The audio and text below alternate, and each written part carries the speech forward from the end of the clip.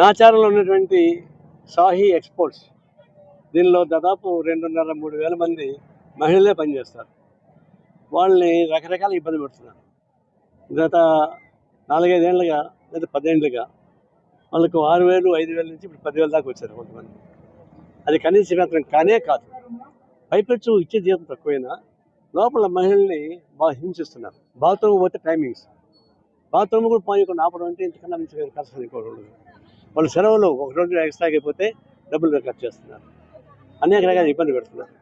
మహిళల్ని ఇబ్బంది పెడితే కలకంటి కని ఉరికపోదు. వాళ్ళు ఏడిపిస్తే ఇంకా ఫ్యాక్టరీకి చాలా నష్టం వస్తుంది.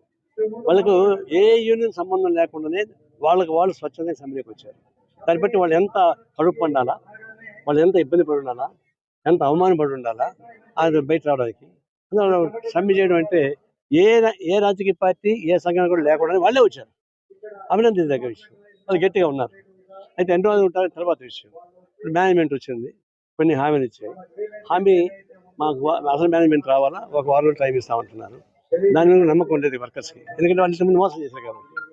అయితే ఇది సమస్య అటు వదిలిపెట్టకుండా రాష్ట్ర ప్రభుత్వం, లేబర్ డిపార్ట్మెంటు దీన్ని పట్టించుకొని పరిష్కారం చేయాలి.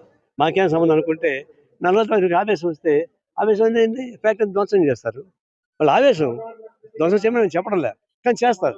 అప్పుడు లా అండ్ ఆర్డర్ వస్తే ఎంతమంది జైల్లో పెడతారు? మహిళలను జైల్లో పెడతారా? వాళ్ళకి అందరికీ భోజనాలు పెడతారా?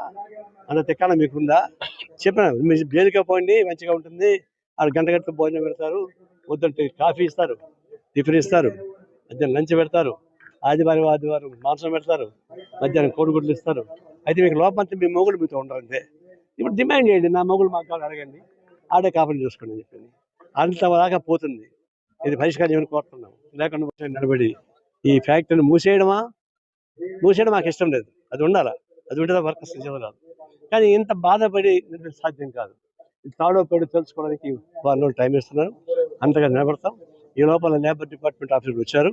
లేబర్ డిపార్ట్మెంట్ అంతా ఇప్పుడంతా ఉత్సవ విగ్రహాలు అయిపోయినాయి. ప్రభుత్వం పట్టించుకోవాలి. లేబర్ మినిస్టర్ ఉన్నాడు ఇక్కడ. లేబర్ మినిస్టర్ కూడా ఆయన లేబర్ మినిస్టరే, వాళ్ళ నాన్న లేబర్ మినిస్టర్ నాయకుడే. వాళ్ళు పట్టించుకోవాలి. అందులో వాళ్ళంతా పట్టించుకొని పరిష్కారం చేయండి. లేకుండా పోతే విధ్వంసం జరిగినా ఆశ్చర్యపడక్కర్లేదు చెప్పేసి హెచ్చరిస్తాం.